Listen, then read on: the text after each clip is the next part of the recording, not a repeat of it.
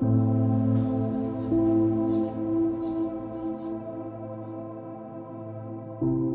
name is Edna, and I have chronic rhinosinusitis with nasal polyps. I have 6 children. I have 4 boys, and I have 2 girls. I am a customer service representative. I do banking, and I'm also a hairstylist, natural hairstylist. When people can't see what's going on with you, they automatically think you're okay. And deep inside, it's like, you know you're not okay. I had a severe runny nose. I was so congested. I would have like these headaches at the top and my forehead. I didn't have a sense of smell. Not only affected my nose, but it affected my throat.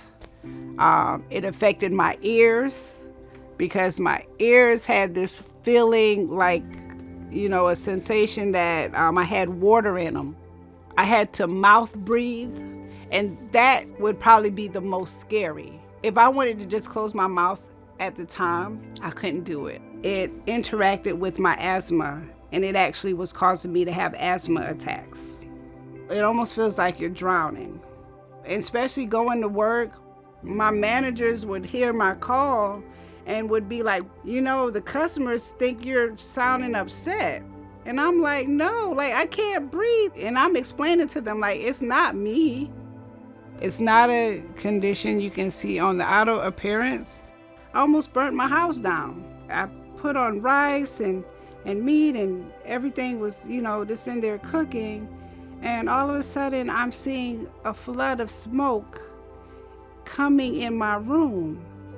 Now I'm seeing this smoke, but I'm not smelling it.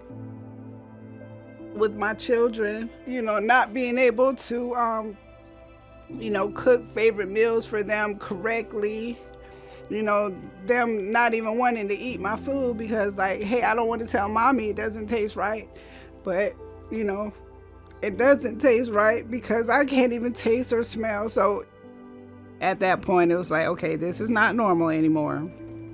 I need to get this taken care of. The primary physician, he, did the usual, looking at my nasal cavity and noticed that it was swollen. He referred me to an ear, nose, and throat specialist. He diagnosed me with nasal polyps. So that same ear, nose, and throat specialist told me the only way that this is going to get resolved is to have surgery. I would say probably about a month after the surgery, my smell returned, and it lasted for about 8 to 9 months. And then my smell started dwindling again. Now my daughter, Kalani, I would say she is such a godsend and so descriptive because all the time when I couldn't smell anything, it's like she would walk right beside me and she'll let me know Mom, this smells like this, or, it's an orangey smell. I could just, I'm like, Kalani, check this for me. Check the milk. Okay, Mom, this is spoiled. You definitely don't want to eat that. Since I've been diagnosed, I have met people that have nasal polyps. And because of me having this condition, I've actually been able to point out different symptoms to other people for them to actually get checked. And 2 of my friends that I noticed symptoms similar to mine, they also went to ENTs and discovered they had nasal polyps. I'm in a couple of support groups that I'm able to talk to other people that have my condition. It makes me feel more comfortable. I know I'm not alone.